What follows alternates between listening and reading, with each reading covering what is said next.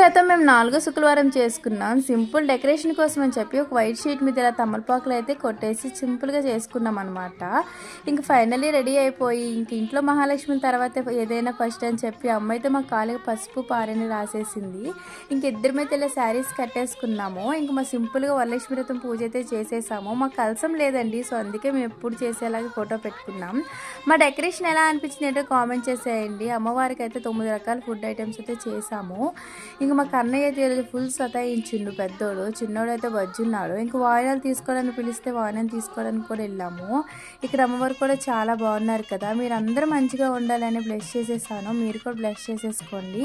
అవునవును, మీరు ఇంతకీ పూజ చేసుకున్నారో లేదో కామెంట్ చేసేయండి. ఈరోజు చిన్న పెద్ద అని ఏముండదు, అందరూ అమ్మవారితో సమానమే. సో అందుకే బ్లెస్సింగ్స్ కూడా ఇచ్చేసాము. ఇంక నేను ఎవరింటికి వచ్చిన రాపు నీ ఆంటీ వాళ్ళ ఇంటికైతే వస్తాను. వచ్చినాడు చిన్నోడైతే వెయిటింగ్. ఇంతకీ చేసుకున్నారా లేదా వరలక్ష్మి